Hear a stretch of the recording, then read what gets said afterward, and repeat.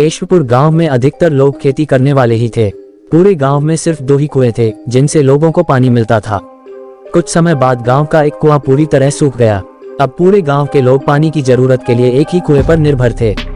दूसरे कुएं से पानी भरते भरते लोगों को लगा कि कुएं में कोई भूत रहता है।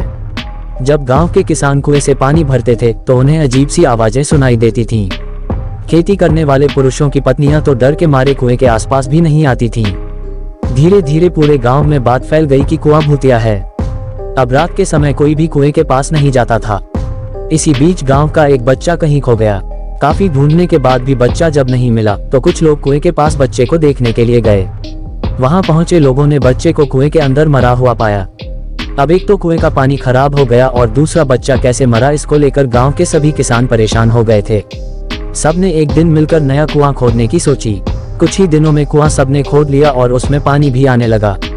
अब पूरे गांव के लोग नए कुएं से ही पानी भरते थे और भूतिया कुएं की तरफ जाना सबने बंद कर दिया था। बड़े लोग तो समझदार थे इसलिए कुएं के आसपास नहीं जाते थे, लेकिन बच्चे वहां अक्सर खेलने के लिए पहुंच जाते थे।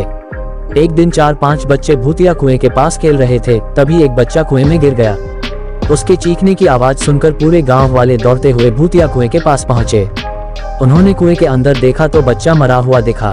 सबने उस बच्चे के साथ खेल रहे दूसरे बच्चों से पूछा आखिर क्या हुआ था।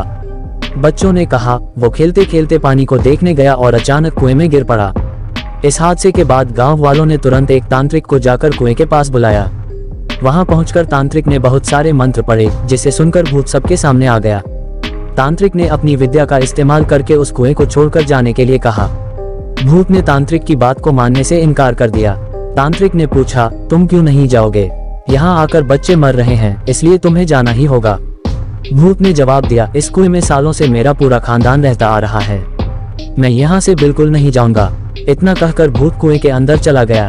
अब तांत्रिक ने गांव के लोगों से कहा इस कुएं के मुंह को ढक दो, ऐसा करने से किसी तरह के हादसे नहीं होंगे। ये सुनते ही गांव के मुखिया ने तुरंत काम शुरू करवा दिया। दूसरे दिन कुएं के मुंह पर जाली डालकर पूरी तरह से रेत और सीमेंट से पक्का ढक्कन बना दिया गया और उसे ढक दिया गया। अब सारे गांव वाले खुशी खुशी रहने लगे। उस दिन के बाद से गांव में ऐसी किसी तरह की घटना नहीं हुई और भूतिया कुएं के डर से लोग मुक्त हो गए।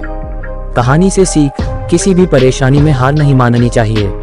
किसी न किसी तरीके से उस परेशानी से बाहर निकला जा सकता है।